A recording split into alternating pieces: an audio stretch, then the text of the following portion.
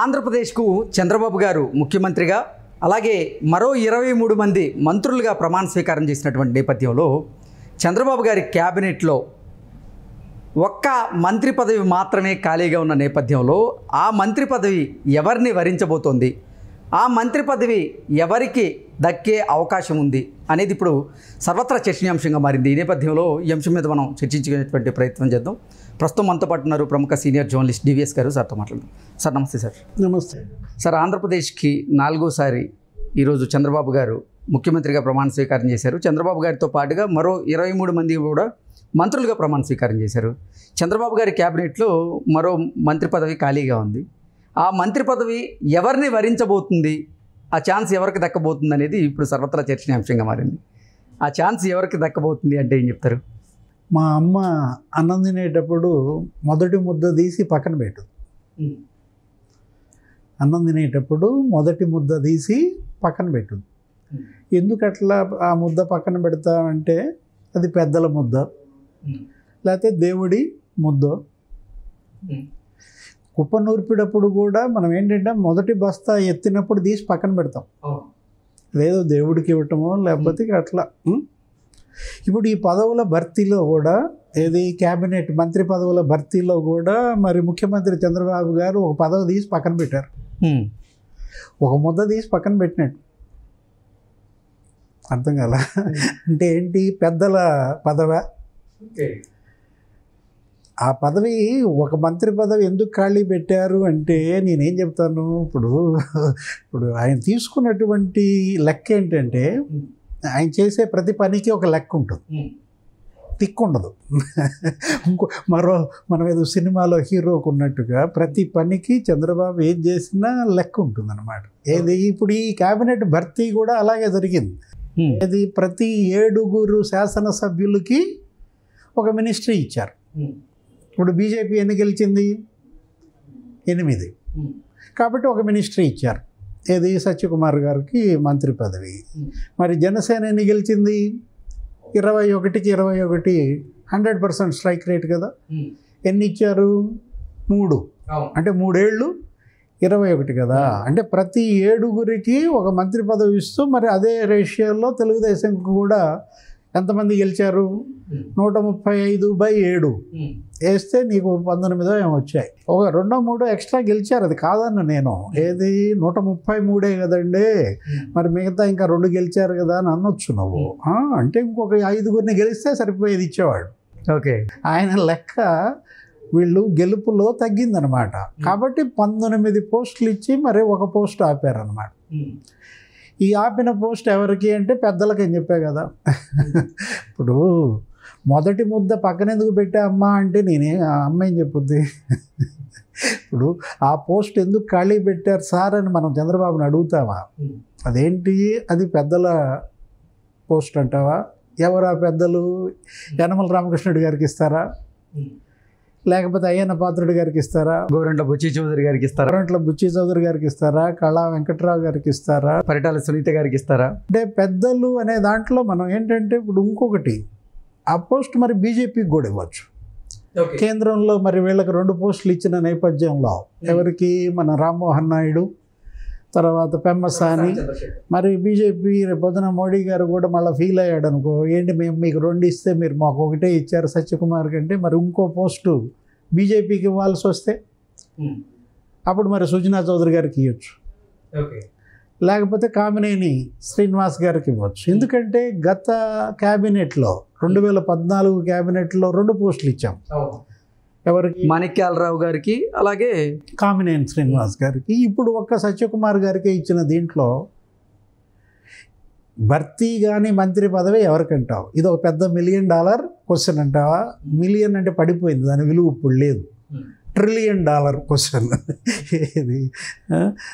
ఇది ఒక పద్ధతిగా తీసుకుంటే ఈ క్యాబినెట్ ఏది, ఈ 2024 చంద్రబాబు క్యాబినెట్ 42 ఏళ్ల తెలుగుదేశం, బాబు 4.0 అంటున్నారు అంతా. మరో 42 ఏళ్ల పునాదులు పార్టీకి వేసే క్యాబినెట్గా చూడాలి. ఎందుకంటే ఇదంతా కూడా కొత్త రక్తం. తెలుగుదేశం పార్టీ హిస్టరీలో మనకు తెలిసింది ఏంటంటే, అదేదో సినిమాలో వాడెవడో మహేష్ బాబు 93 బ్యాచ్ అంటాడు. ఐపీఎస్ నాజరు ఏదో ఉంటుందన్నమాట, పలానా పోకిరియా. అట్లా తెలుగుదేశంలో కూడా అంటే పోలీసు వాళ్ళు చెప్పుకుంటారు. ఇప్పుడు మన కసిరెడ్డి రాజేంద్రనాథ్ రెడ్డి పలానా 94 బ్యాచ్ అనో, లేకపోతే ఏవి వెంకటేశ్వర గారు 89 బ్యాచ్ అంటాడు. అట్లా తెలుగుదేశంలో కూడా బ్యాచ్లు ఉన్నాయి. ఏంటి 83 బ్యాచ్. ఏది 83 బ్యాచ్? యనమల, కళా వెంకట్రావు, అయ్యన్న, ఇప్పుడు గోరట్ల బుచ్చే చౌదరి, ఇదంతా 83 బ్యాచ్. ఆ తర్వాత వచ్చిన బ్యాచ్ ఏంటంటే 94 బ్యాచ్. బ్యాచ్ అంటే మన పయ్యావుల కేశవ్, ధూళిపాళ నరేంద్ర, సోమిరెడ్డి చంద్రమోహన్ రెడ్డి, ఇదంతా ఇదేంటి, ఇది 94 బ్యాచ్. 94 బ్యాచ్ అనగానే ఎస్ సార్ అన్నారు. పత్తిపాటి పుల్లారావు గారు బ్యాచ్ సార్ ఇంతకీ. అట్లాగే ఇప్పుడు ఈ నెక్స్ట్ బ్యాచ్ ఇది ఏది ఇప్పుడు కొత్తగా వస్తున్న బ్యాచ్. ఈ తర్వాత వచ్చిన బ్యాచ్లంతా అంత బ్యాచ్ మంచి పర్ఫెక్ట్ బ్యాచ్ పడలా. ఏది 83 బ్యాచ్ పర్ఫెక్ట్ బ్యాచ్. 40 ఏళ్ళు వాళ్ళే నడిపారు 83 batch. 94 batch youngsters, young Turks అంటాం. మనకి ఇండియన్ పాలిటిక్స్లో చంద్రశేఖర్ అని ఒక ఆయన ఉంటాడు, ప్రధానిగా చేశారు. నీకు కూడా తక్కువ కాలమే చేశారు, ఏదో 2-3 నెలలు చేస్తుంటారు. ఆయన యంగ్ టర్క్ అనేవాళ్ళు అప్పట్లో. అట్లాగే తెలుగుదేశంలో కూడా యంగ్ టర్క్స్ అనమాట. ఎవరు? పయ్యావుల కేశవ్, ధూళిపాళ్ళ నరేంద్ర, వీళ్ళనప్పుడు అనేవాళ్ళు. ఈ యంగ్ టర్క్స్ ఇప్పుడు ముసలి టర్క్ అయిపోయింది, అది వేరే విషయం. ఇప్పుడు ఈ 94 బ్యాచ్ తర్వాత పర్ఫెక్ట్ బ్యాచ్ పడలా. ఓకే. ఏది చంద్రబాబు హయాంలో వచ్చారు, కానీ నీకు ఒక బ్యాచ్ అంటూ ఇప్పుడే కొత్తగా వస్తుంది. ఏది మళ్ళా 2024 బ్యాచ్ అని ఇది చెప్పుకోవాలి. ఏది ఇప్పుడు వచ్చినటువంటి బ్యాచ్ 2024 బ్యాచ్గా తెలుగుదేశం హిస్టరీలో నిలిచిపోతుంది మరో 40 ఏళ్ళు. ఇప్పుడు ఈ క్యాబినెట్ ఎంతమంది అన్నావు? 24 మందా? చంద్రబాబు కాకుండా 24 మందిలో 17 మంది ఫస్ట్ టైం మినిస్టర్స్ అంట. అంటే పాత క్యాబినెట్లో పనిచేసిన మినిస్టర్లుగా పనిచేసిన వాళ్ళు 7గురే. అది ఎన్టీఆర్ కావచ్చు, చంద్రబాబు కావచ్చు, ఇంకా కాంగ్రెస్లో పనిచేసిన క్యాబినెట్లు రాజశేఖర రెడ్డి వాళ్ళ దాంట్లో కూడా ఉన్నారు. మొత్తం మీద మంత్రి పదవుల అనుభవం ఉన్నది 7గురికే. అంటే 17 మంది మంత్రి పదవులు ఇదే ఫస్ట్ టైం కొత్త వాళ్ళకి ఇవ్వడం. అలాగా నా మంత్రి పదవి అనుభవం లేదు. అంటే కొత్త రక్తం ఎలా ఎక్కిస్తున్నాడు చంద్రబాబు అనే దానికి నీకు చెప్తున్నాను. అసలు మరీ చిత్రం ఏంటంటే, అసలు first time MLA, first time minister కూడా 8 మంది.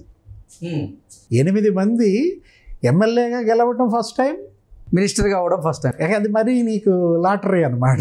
తంతే గారెల బొట్లో పడ్డట్టుగా వాళ్ళు ఏకంగా మంత్రి అయిపోయారు, ఎమ్మెల్యే అయిపోయారు, మంత్రి అయిపోయారు. కొత్త రక్తం. అంటే ఈ క్యాబినెట్లో 2024 బాబు 4.0 అడుగడుగున లోకేష్ ముద్ర కనపడుతుంది. ఇది లోకేష్ ముద్ర కనపడుతుంది. యువ రక్తం పరవళ్ళు తొక్కుతోంది అన్నమాట. ఎందుకంటే మరి లోకేషే కదా ఏది తెలుగుదేశం పార్టీని యువగళం పాదయాత్ర చేసి నిలబెట్టింది. అసలు తెలుగుదేశం పార్టీని పడుకోబెట్టాడు జగన్మోహన్ రెడ్డికి. అయిపోయింది తెలుగుదేశం అన్న దీంట్లో మళ్ళా తెలుగుదేశం బంతిలాగా నేలకు కొడితే ఎట్లా లేస్తుందో అట్లా లేచింది. లేపింది ఎవరు? లోకేష్. అదే ఏది లోకేష్ ముద్ర కనపడుతోంది అడుగడుగున అంటే కారణం అదే. ఈ క్యాబినెట్ని యువగళం క్యాబినెట్ అంటావా? ఈ క్యాబినెట్ని ప్రజాగళం క్యాబినెట్ అంటావా? లోకేష్ మార్క్ క్యాబినెట్ అంటారా? ఈ క్యాబినెట్ని నిజం గెలుపు క్యాబినెట్ అంటావా? ఎందుకంటే ఈ మూడే ఇప్పుడు ఈ 5 ఏళ్లలో తెలుగుదేశం తీసుకున్న ఉద్యమాలు. యువగళం ఒక పెద్ద ఉధృతంగా సాగిన నేపథ్యంలో కొత్త రక్తం నీకు ఫ్లడ్ అయింది. ఇప్పుడు కొత్త క్యాబినెట్లో కూడా కొత్త రక్తం వస్తుంది, కొత్త జనరేషన్ మనం చూస్తున్నాం. ఈ బాబు 4.0 అదే మనం అనుకున్నది. తెలుగుదేశం 42 ఏళ్ల చరిత్ర, మరో 42 ఏళ్ల పునాదులను వేసే క్యాబినెట్గా చూడాలి. ఈ ఖాళీగా ఉంచిన పోస్ట్ అంటావా? అది నీ ఇష్టం. అది ఎవరి ఖాతాలో వేసుకోవాలనుకుంటే వాళ్ళ ఖాతాలో వేసుకోవచ్చు. ఏది పెద్దలకి పెట్టిన ముద్దగా చూస్తావా, పెద్దలకు వదిలిన పదవిగా చూస్తావా, ప్రజలే నిర్ణయిస్తారు. క్యాబినెట్ మరి నాయకుడు చంద్రబాబు డిసైడ్ చేస్తారు. Okay sir, thank you so much. నమస్తే.